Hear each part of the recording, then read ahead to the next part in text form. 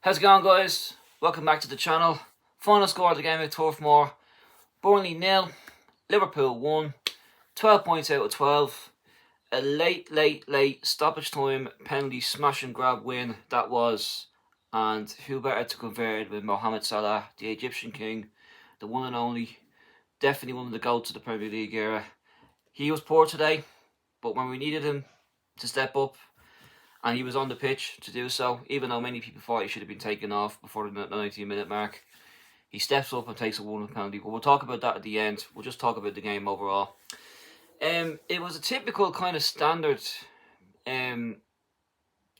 performance for Liverpool today away from home after an international break, where we just never really moved the ball quick enough. We didn't look as if we had enough energy about us or whatever, but we still stayed in the game. Burnley had at least one chance in the first half they could have scored from Anthony, but other than that, they were really defensively solid, very sound, and they didn't really give too much away.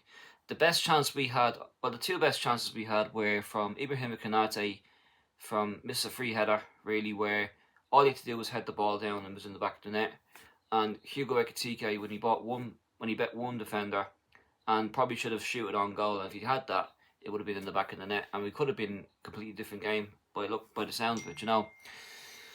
But then we made changes.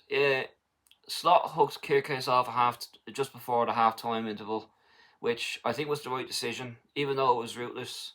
He was on a yellow card for diving, which was stupid for him to do so, and his head wasn't really in the game whatsoever.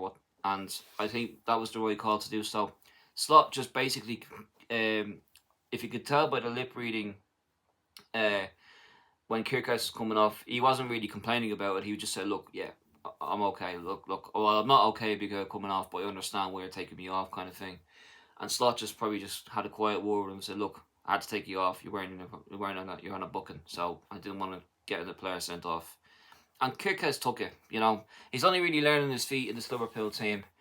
And Slot, having previously worked with him at AZ Alkmaar, if you go back 4 or 5 years ago, he obviously knows his game inside out, and will take time for Kerkez to kind of get up to speed with how Liverpool want to play. He's up to speed in the Premier League. There's no doubt about that. But I think it's a different requirement for playing for Liverpool than it is playing for Bournemouth, you know. But he will get adjusted to that. Bravo came on from, thought he'd done really well, which he wanted him to. Wasn't really troubled in any sort of way from a defensive point of view. We then brought off McAllister, who you could argue for the midfielder Hugo Chuka, the Burnley midfielder, who was one of the record signings they signed from Chelsea. Should have been an awful lot earlier for that tackle, but it was given a yellow card. He was then sent off towards the end of the second half, where he brought down Florian Wirtz on the edge of the 18-yard box for a free kick, second goal offence, and off he was given his marching orders. But then the second half, we adjusted it. McAllister came off and Conor Bradley done really well, I thought. And Szoboszlai was definitely more midfield. I have to say he was our best player again today. He really looked as if he was more lively. I think, do you know what? Actually, he was one of our best players today. I'll take that back. But if I'm going to give the man of the match performance to, I have to give it to Gravenberch. Back in his neutral position. Every time he got the ball, he tried to dribble past one or two players. He took two players out of the game with one touch, two touches, whether he was trying to make something happen on the half turn or whatnot. But Gravenberch was outstanding today. It really was. We are having a bit of a habit leaving late so far in the 4 league games this season so far, about getting late goals. But I think it probably puts us in good stead that, in a way where, if you're going to beat us, you have to really be really on your game. It doesn't matter what minute it is, whether it be the 10-minute mark or the 80-minute mark or the 90-plus minute mark. Liverpool have shown that they're never going to be beaten unless the final whistle is blown. You know, as great teams have shown in the past, in the Premier League era, in the Fergie days under Man United under the Fergie days, and Arsenal under the Wenger days and whatnot. It's what champions do. It's what champions do. Even when they're not playing well, they dig it out and they dog it out and they get the goal and they get out of there. 3 points, on to the next one, you know. But then the penalty happened.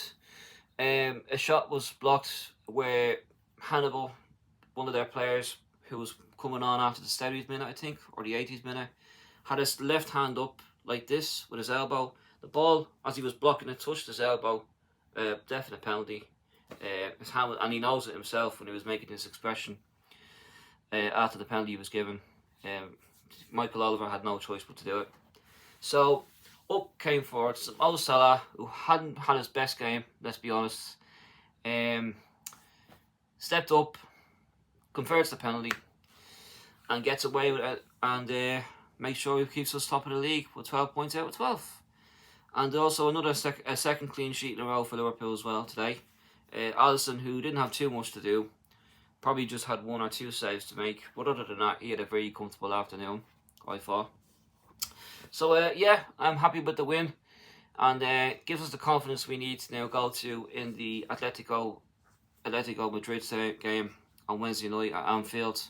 I think we got the next 3 games at Anfield in all competitions. So we got Atletico Madrid Wednesday night, the Merseyside derby at 12:30 kickoff at Anfield on Saturday morning, and then we got the Southampton EFL Cup tie at Anfield as well on the Tuesday after. So it's definitely a game.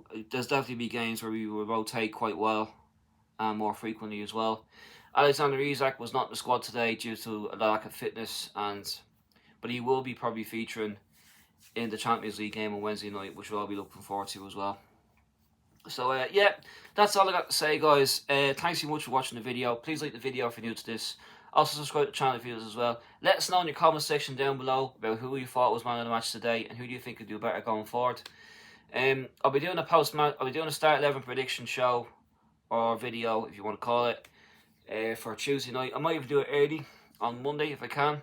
I'll see how I'm worked out, but I'll be definitely doing a start 11 prediction and match preview for the game against Atletico Madrid on Tuesday night, and the game and the post-match reaction show right after the game on Wednesday night as well. So please stay tuned in for that. So in the meantime and between time, have a good day, have a good night wherever you're watching this. Up the Reds, cheers.